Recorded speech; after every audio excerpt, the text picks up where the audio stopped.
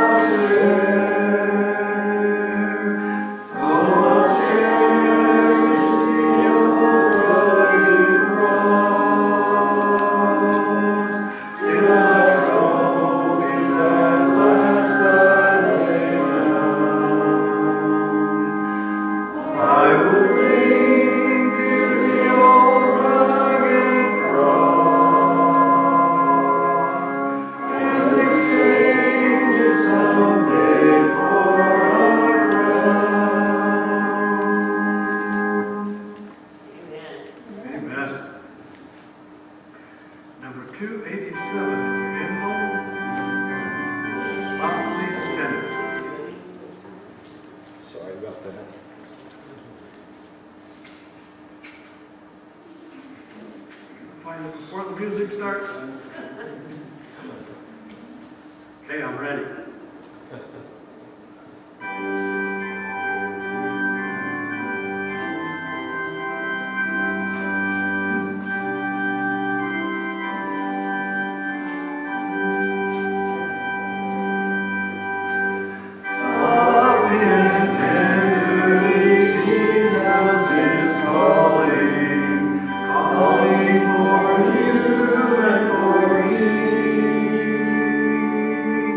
Yeah.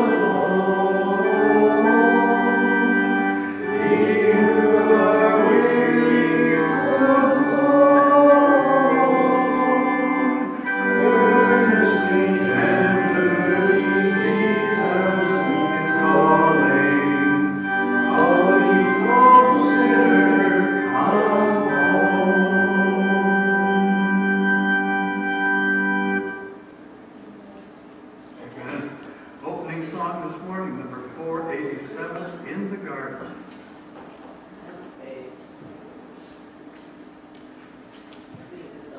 If you will please stand with me. We sing a lot better when we're standing. One of these Sabbaths, I'm going to have you stand for all three songs because you sound so much better. And you're going to be sitting for the next hour and a half anyway, so let's get some blood flowing. In the Garden.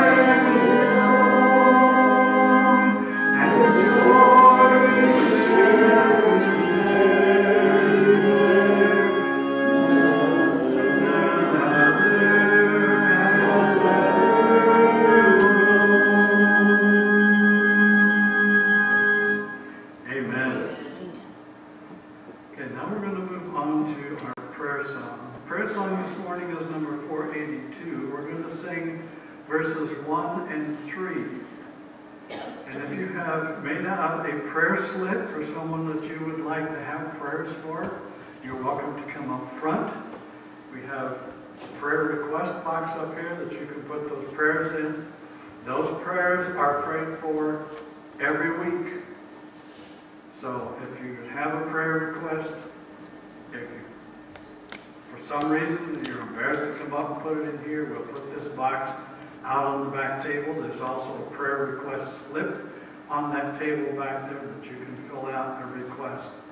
Please be sure to put today's date on there, and if you can, how long you need the prayer for. Some people need prayers for something coming up special, maybe this week. Some people need prayers for 2 weeks or 3 weeks. Let us know, because it gets pretty cumbersome to handle a really long list if we don't know which prayers have already been answered. And so we need to kind of cull those out a little bit once in a while. So we appreciate your help in that matter. 12. So let's go ahead and sing our prayer song, number 482.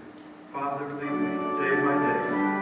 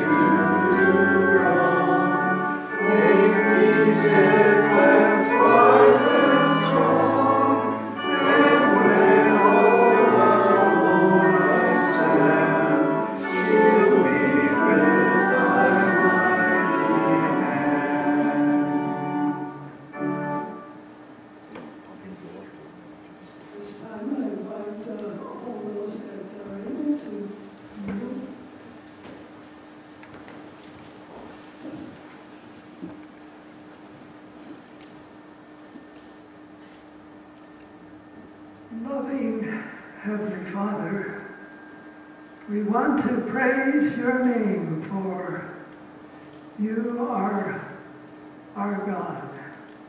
You have brought us here to worship you. So we want to worship you in spirit and in truth. We praise you and thank you for your hands of mercy and grace for each one of us. We pray for Karen, who is recuperating. We pray that you would be close to her as she recuperates, and so that she will be in good health and be with us soon. Thank you for your people here. Some need your prayers for health. We pray that you would be with those that are able to be here because of health. Be with them and bless also those that are away from here and this time. It could be by discouragement or whatever. They are not here. So we pray that you would bless them. May your Spirit touch their hearts this day. Thank you, Father, for each person that is here. We have come, you know us all of us, our needs. You're acquainted with each one of us. And we want to open our hearts to you this morning. May your Spirit bring home the message from our speaker this morning to each one of us as we have come and blessed abundantly. We pray as we have sung, we have trespassed, each one of us, in one way or another. We ask for your mercy and for your forgiveness. Father, we know that you are close to each one of us. Thank you for your Son, the Lord Jesus. Help us to look to you and to your Son. Thank you for the salvation that you give us, not only as we start walking with you, but day by day. All of heaven is on our side, and we praise you and thank you. Thank you for answering our prayer. In Jesus' name, amen.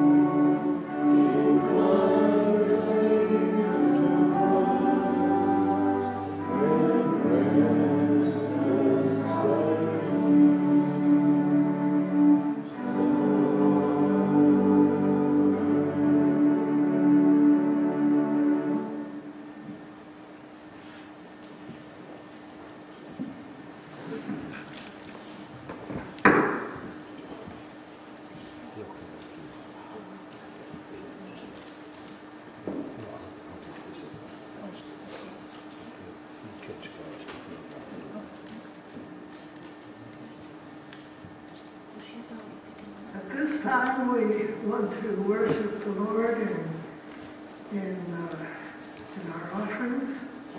So, as you see in your bulletin, our offering is for the voice of prophecy. And My thoughts go back to H.M.S. Richards, I believe in the late 20s, when he was pastor out there in Los Angeles area. He started the Voice of Prophecy. I remember the King's Herald, lift up the trumpet and loud let it ring. Jesus is coming again. And that theme of him coming again has not been any different even in our day, as Sean Boomstra is the director of the Voice of Prophecy. His associate, his wife Jean, is also a speaker. So it's interesting that originally the ministries were in Southern California, but now they are based, the Voice of Prophecy is based in Loveland, Colorado. And so we want to remember this ministry. It's so important. I believe I was reading this morning that they are heard in every country except Antarctica. Interesting, Antarctica. They're not there. But I pray that you would be generous as you think of this ministry that is so important in the work of preaching the gospel throughout the world. We also, I want to say that after the offering, the baskets on the end will go to the 3 orphans, I believe there's 3 boys in different parts of Central America.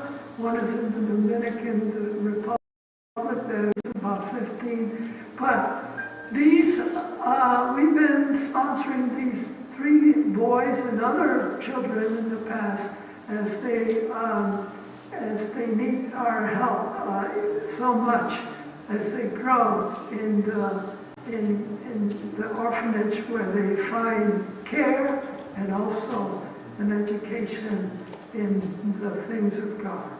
So at this time I want to ask the deacons to please rise, and we'll have a word of prayer. Loving Heavenly Father, you have been so good to us. Day by day, you sustain us, you help us.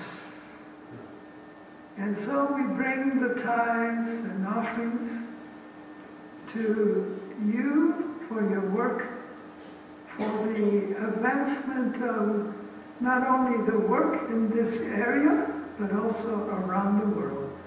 So we pray your blessing upon these tithes and these offerings of your people. In Jesus' name, amen.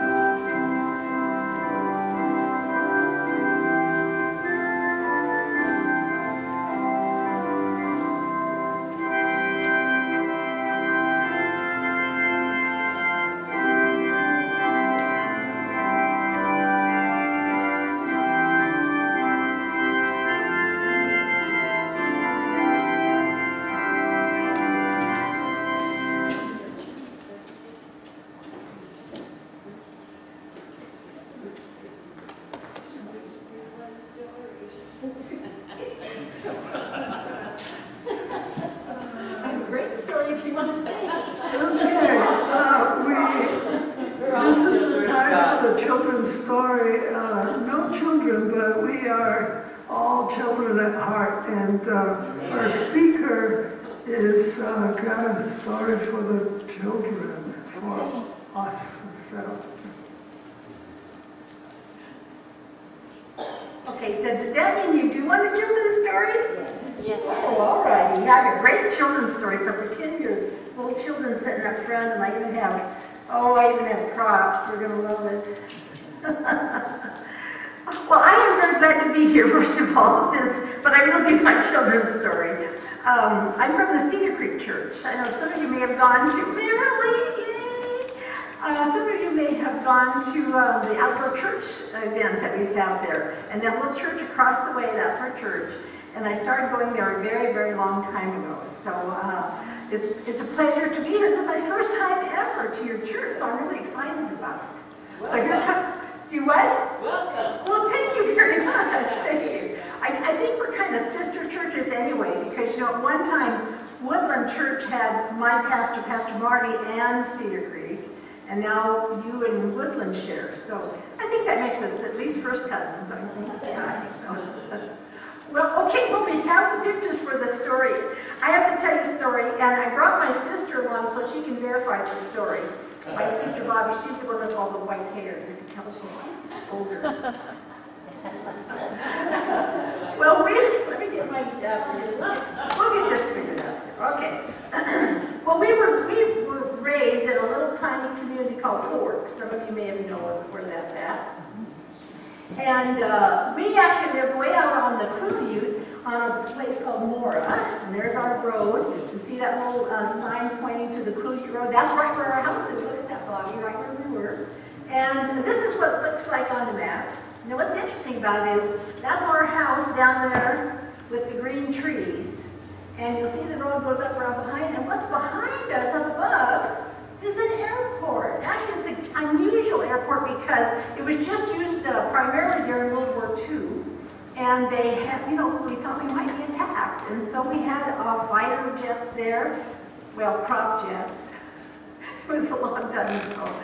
And a lot of bombs and ammunition was stored there. And so we lived down here, and there was a fence across there. You couldn't go up to the airport. But of course, as kids, we used to walk up there and look around a little bit. But right next to it, the airport, up above the hill, so there's our house, and there was kind of a hill, and then up on the hill was a whole bunch of houses. That's where the Spaldings lived. There was a bunch of them. I was especially fond of Larry. He was red. Oh, never mind. Anyway, there were a bunch of families that lived there. There was about 4 or 5 houses up on the hill there. And well, the story I want to tell you about was when I was about 7, 8. Something like that. And so my sister and I and my other sister, we were outside. It was summertime. And we were playing outside and having a good time. And Mom, of course, was inside. And one of those pretty clear, beautiful summer days that you can get on the peninsula once in a while. And we were just playing along, and we heard this big bang. It was kind of weird. We hadn't been paying much attention. There was actually a big cloud up above us, and we soon realized that big bang came out of that cloud. Well, what we didn't think about, or anyway, became clear very shortly, they had decided after many years after the war that there was time to remove the ammunition from the airport. It wasn't a good idea to have that stored there. So they had these smaller planes coming in and taking the ammunition away, and so, of course, wait a minute, here's my props. So one was coming out of the airport full, and one was coming back empty. And they got into the cloud. It's hard to believe there wasn't radar in those days, isn't it? Are we that old, sister? I mean, yes, we are. But they did not know there was 2 planes in the cloud at the same time, and sure enough,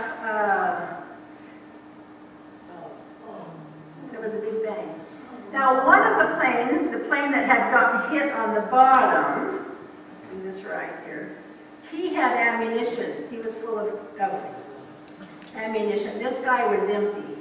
And he was going like this, and this guy was coming in and got hit under here. Well, the guy that was empty, his plane started twirling, and we saw a little, that's what we saw come out of the cloud. We saw this plane that was doing, oh look, he's doing tricks. Isn't that cute? He's doing tricks.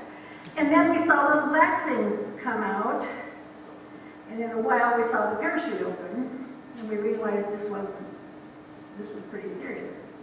Now the other plane was still flyable, and it went around and headed back for the airport.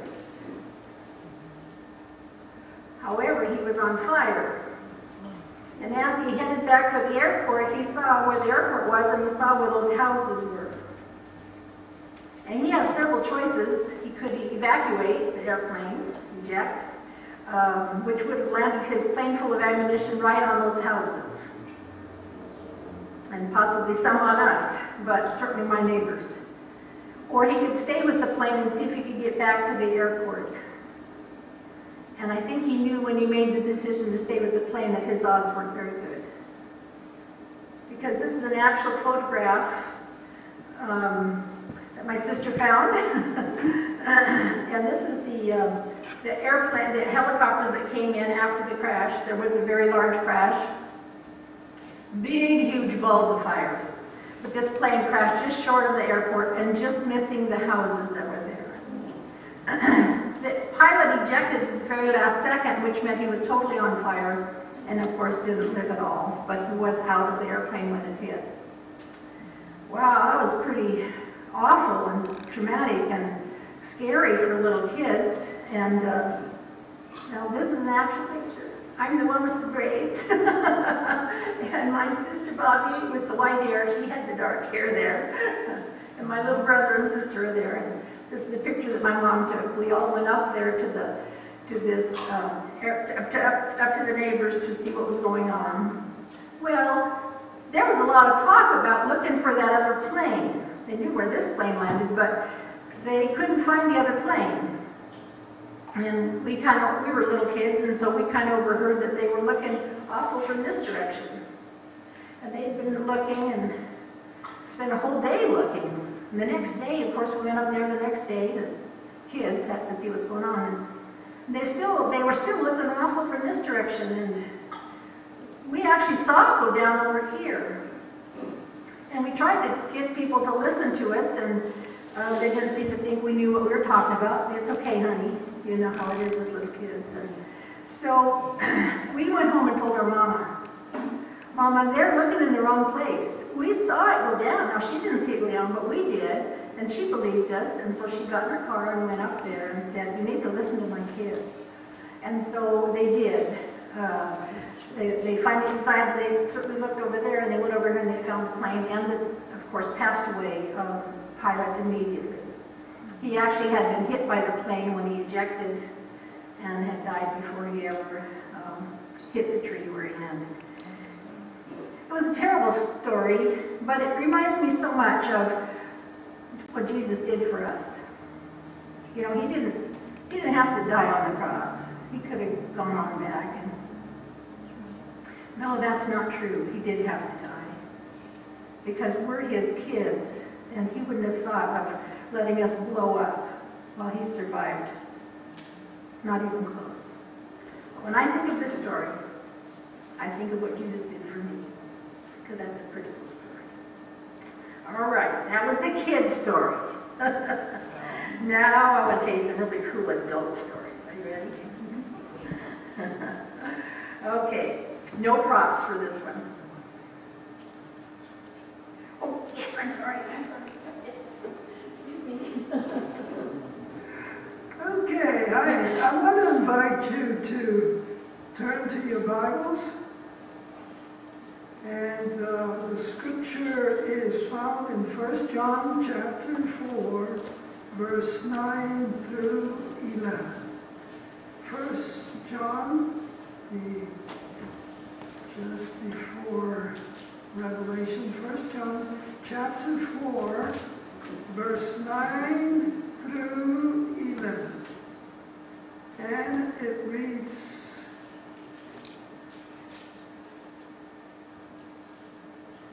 in this, the love of God was manifested toward us, that God has sent his only begotten Son into the world that we might live through him. And this is love. Not that we love God, but that he loved us and sent his Son to be the propitiation for our sins. Beloved, if God so loved us, we also ought to love one another. Amen. May the Lord bless the reading of his word.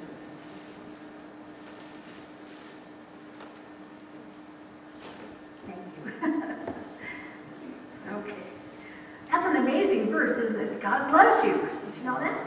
I like being loved. That's pretty cool. I love people that love me, and I like that. That's a good thing.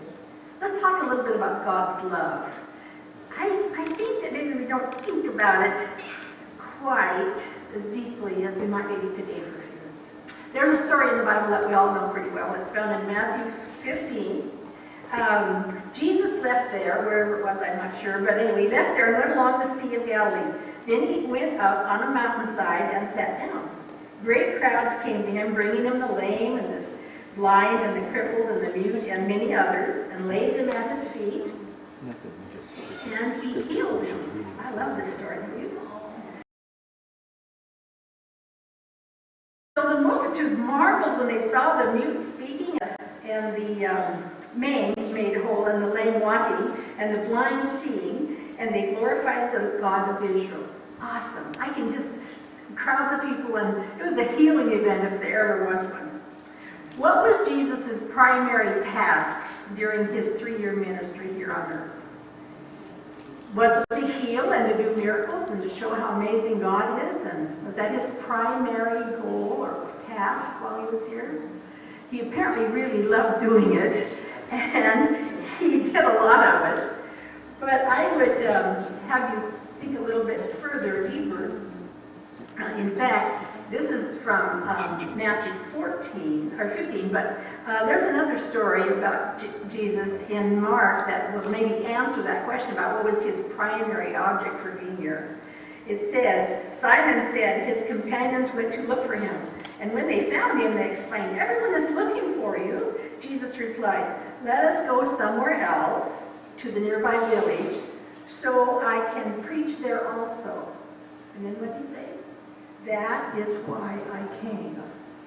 He came because he had to tell the truth about his Father. You know, there'd been a lot of lies told.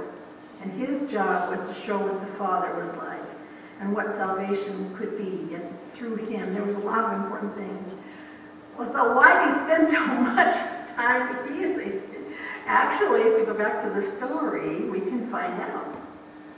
Back in Matthew 15, if we go back just a little bit, it says, "Now Jesus called his disciples to himself and said, 'I have compassion.'" I love the people. "I have compassion on the multitudes because they have now continued with me 3 days and they've had nothing to eat, and I do not want to send them away hungry, lest they faint on the way." So not only is he doing all this healing, now what's he concerned about? They're hungry. He wants to feed them. And then his disciples said, "Where could we get enough bread in the wilderness to fill such a great multitude?" What? Really? Where are we going to get bread to feed the people? Now let's see. He made blind people see, and lame people walk, and we don't know where to find bread. Interesting. Great question, don't you think?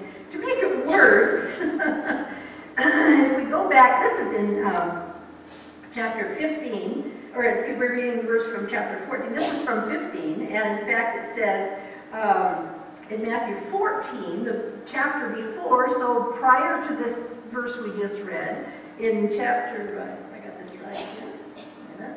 Uh-oh, I went too far. Excuse me. Okay, a chapter before, we have another story that's almost identical.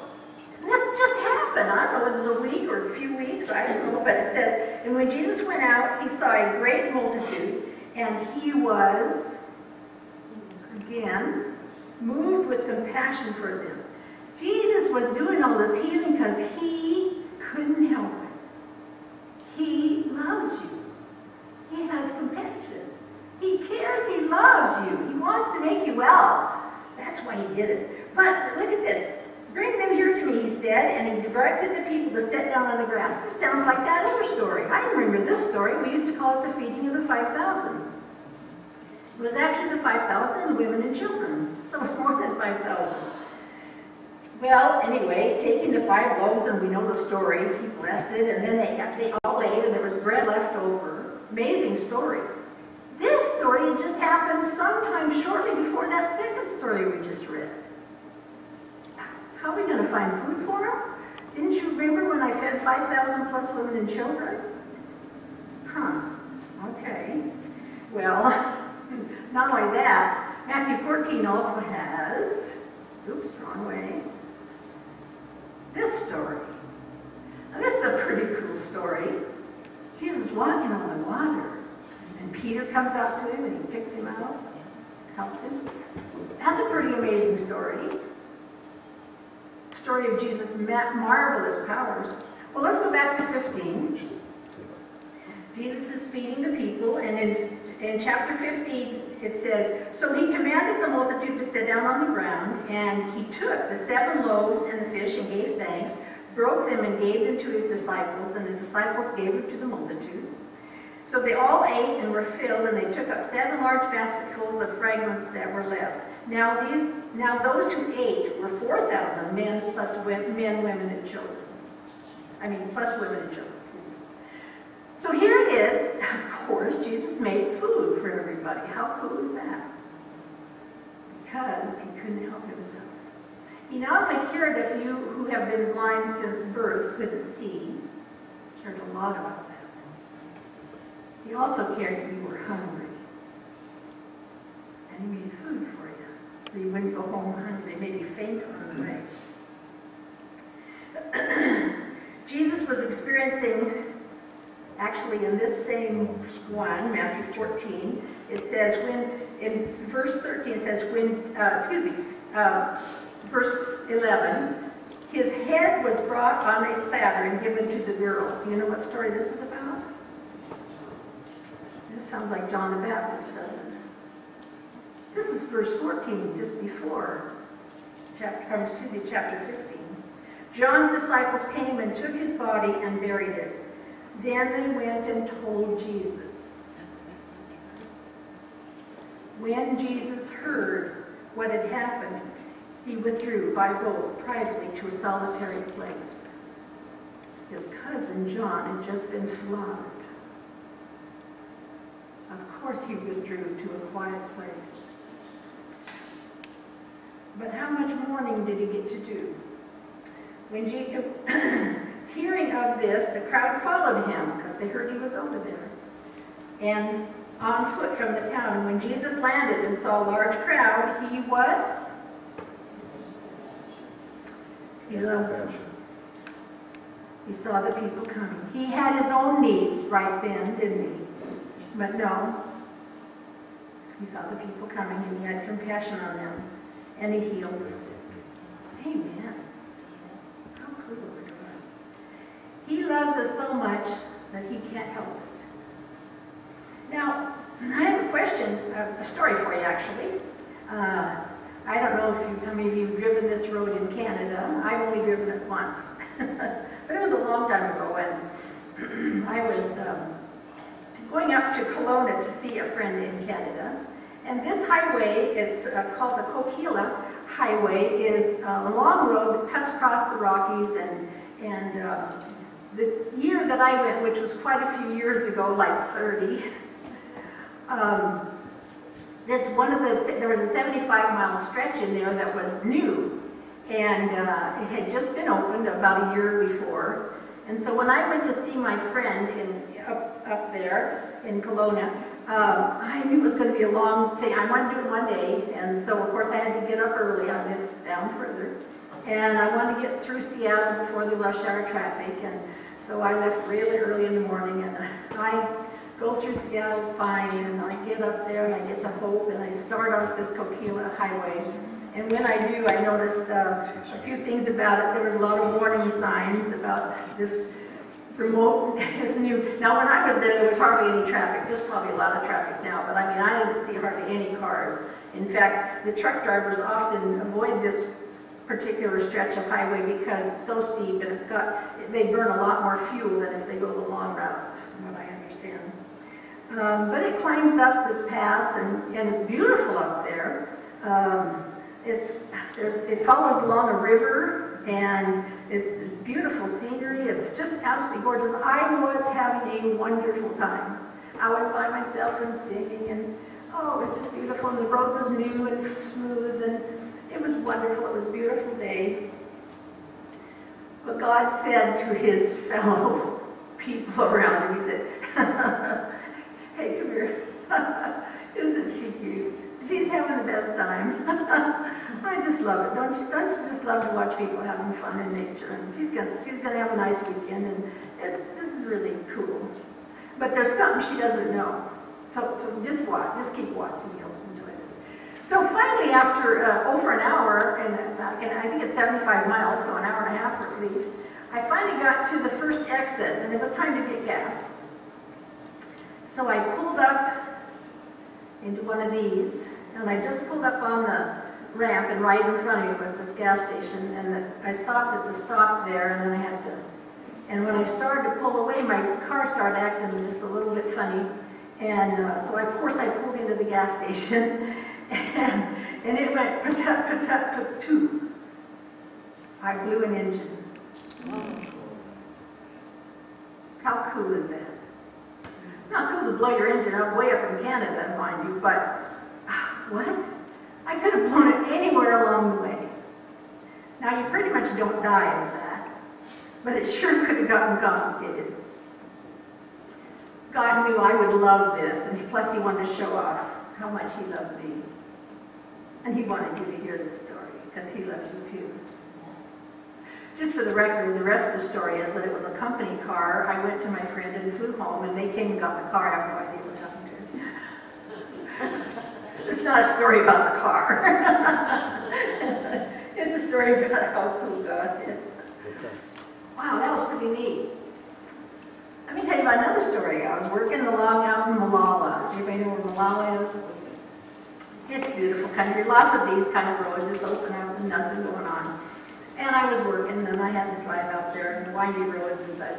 Well, just before I started on this little trip, I stopped at one of these gas stations. Now, this was also probably 30-some years ago. And they had these big gulps, you know, the 32-ounce big things full of pop. And they were kind of new because they didn't have the smaller base at that time. They had the bigger base. They didn't fit in anything. So I had this big thing because I was really thirsty. And it sure looked good, but it didn't fit in the little cup holder. So I'm driving, and I'm hanging on to this thing, and I go around the corner, and of course, over it goes. The lid came off naturally, all the ice and the pop all over. It's on the passenger side. Oh no. Oh no. Oh shoot. I'm laughing at myself for being such an idiot, not hanging on very good. So I pulled off beside the road, and there in the ditch was a brand new roll of paper towels. Now, I was ashamed to tell this story for many years because I don't think it's believable personally, but it really did happen. There wasn't one other thing in the ditch. A brand new roll of paper towels. Now, I don't know who went by and that fell out of the back of their pickup truck. I don't know. Really, God? Really? I loved it. I smiled the whole day, and for weeks later, I kept thinking, really?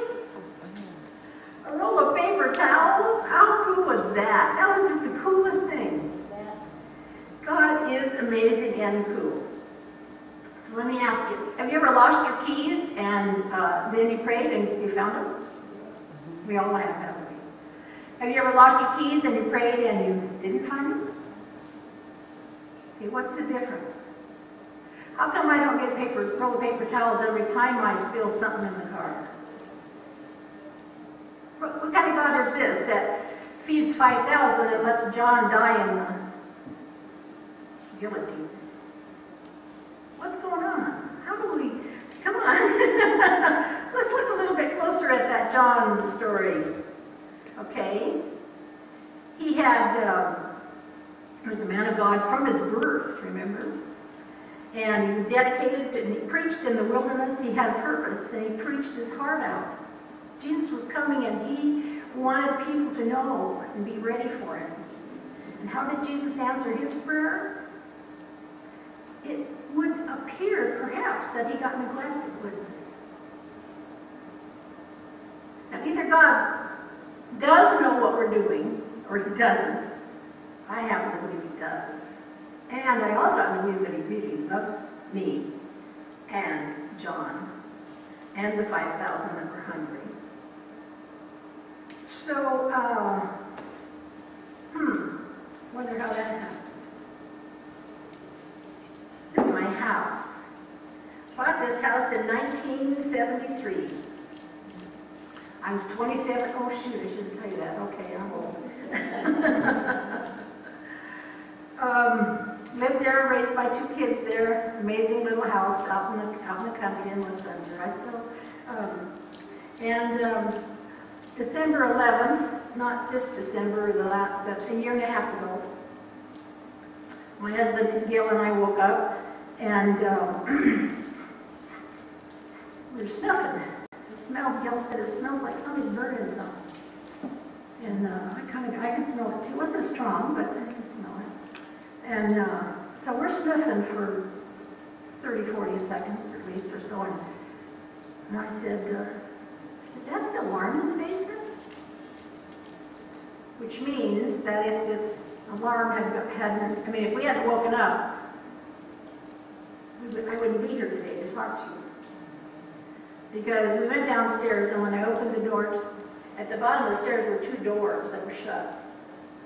And of course I had a smoke detector, everybody does, and when you test them, they're great. But you should test them with the doors shut and see if you can hear them from your bed. I couldn't.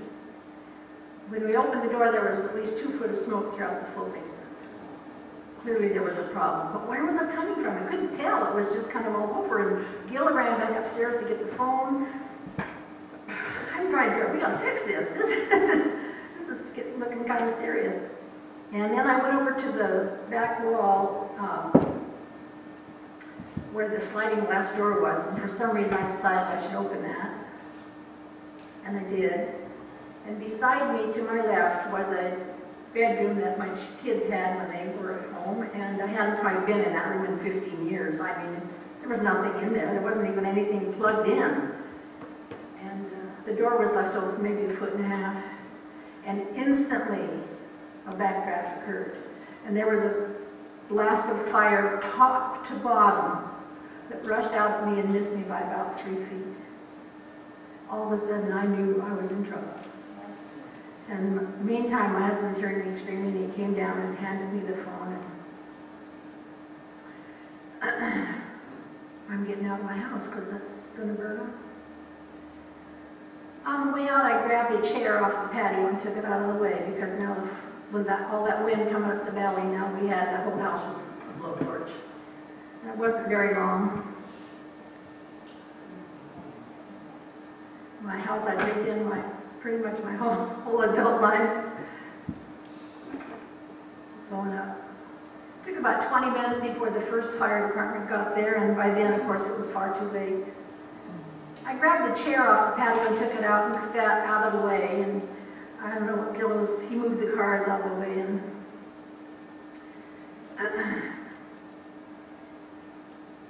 right off the bat, before anybody else was there or anything, I sat there watching my house burn. And God said to me, you know, it's my house, don't you?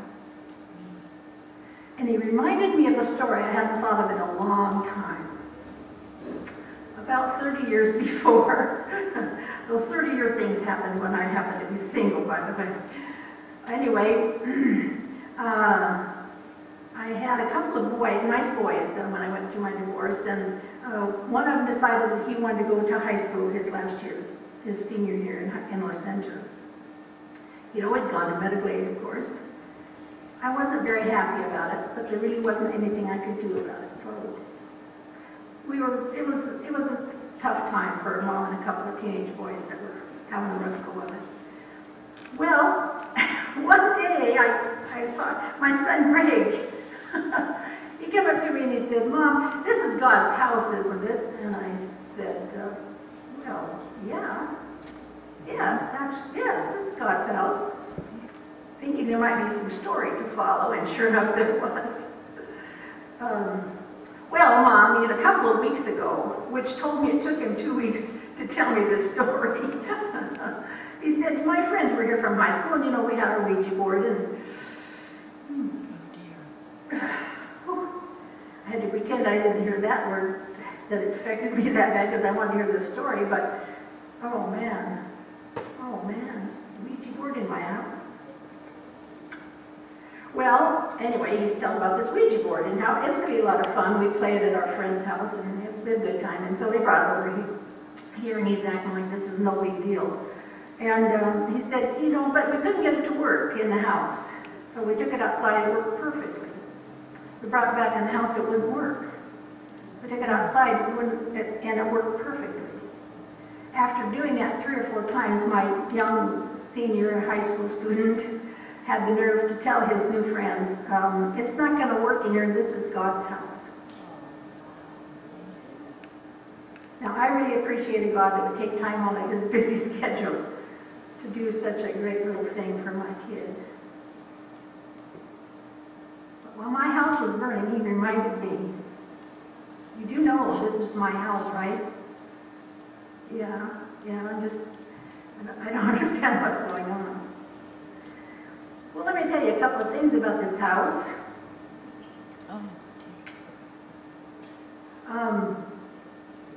One of the things is that it's an old house now. It's a 50-year-old house. In fact, what caused the fire was just 50-year-old wiring, nothing else.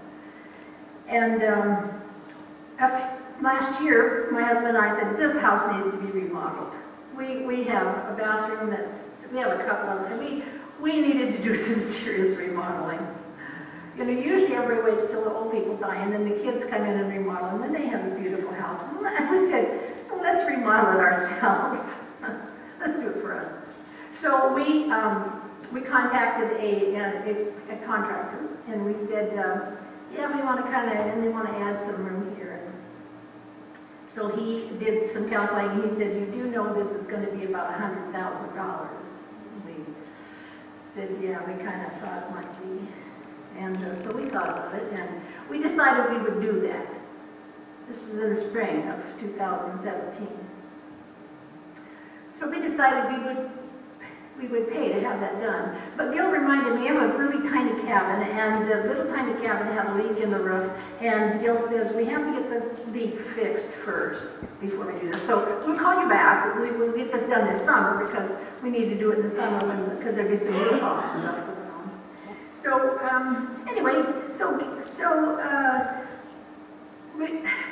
contacted the guy and had him come out, gave him half down on the roof, and he's going to fix the roof. Oh, it was a beautiful summer. He had lots of roof jobs, I'm sure.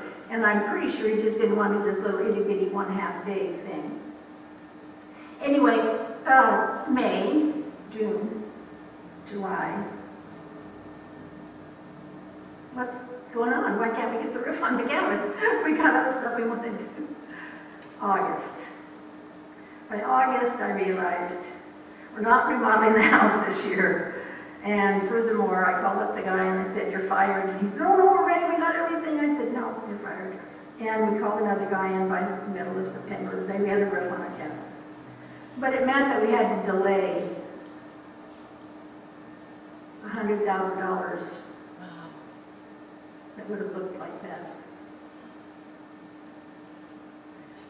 God knew about this fire. Why didn't he give us a little heads up on it? He knew there was going to be a fire. He didn't want us to do that remodeling. Sometimes I don't understand God, do you? Always? I don't think so. Sometimes he does the littlest things, and then big things happen, and you don't get it. Like, what was this about? What? Okay? I don't get it. John 13, you know the story?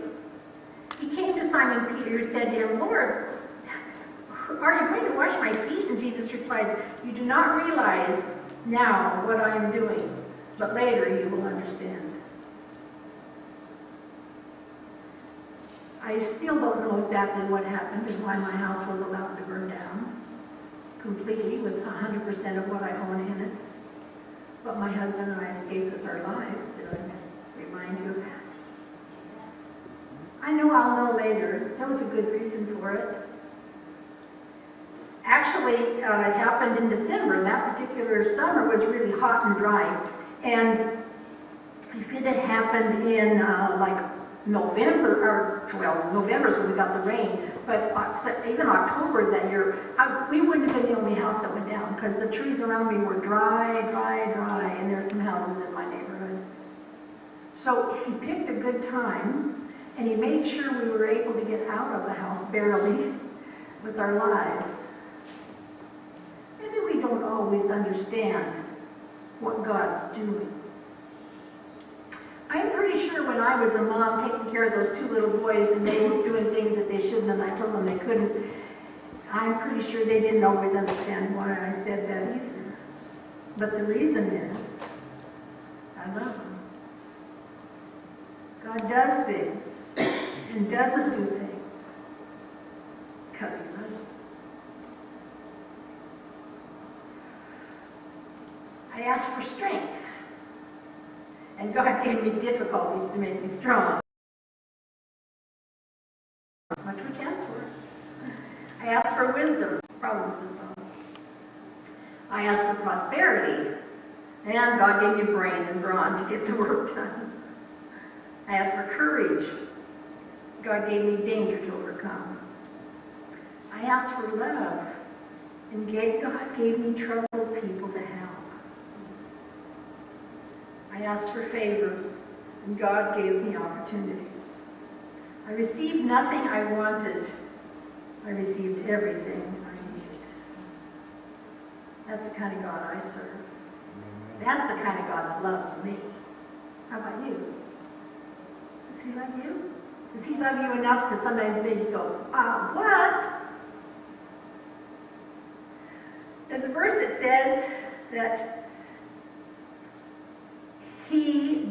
we delight in the Lord, he will give us our heart's desire. Do you think maybe he actually changes your heart's desire to match his wants for you? Yes. I do. I've had my desires changed way more than once. I love it when we start thinking on the same channel. Sometimes it takes a long time to get there. In your heart, you have your own plans. You know where you're headed. You know what's going on. You know that you'll find your keys. But the Lord decides where your steps will take you. Amen. He's the one who decides when he wants to give you some paper towels or burn your house down. Because he loves you. Period.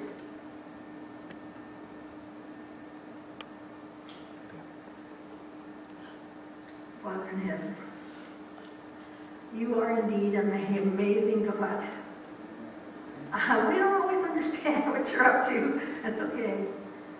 You do, and here's the cool part. You know the beginning from the end and the middle, and you know me. You know what I can handle, what I can't handle, how I can help someone else. You know it all. Your amazing love is amazing. Just keep loving me, Lord. And never, never let me say, what? Why'd you do that? Thanks, Lord. Amen.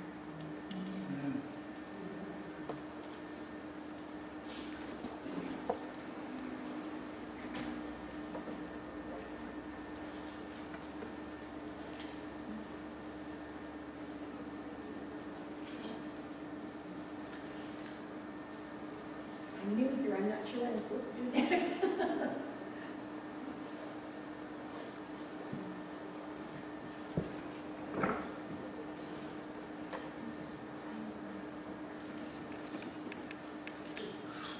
Benediction.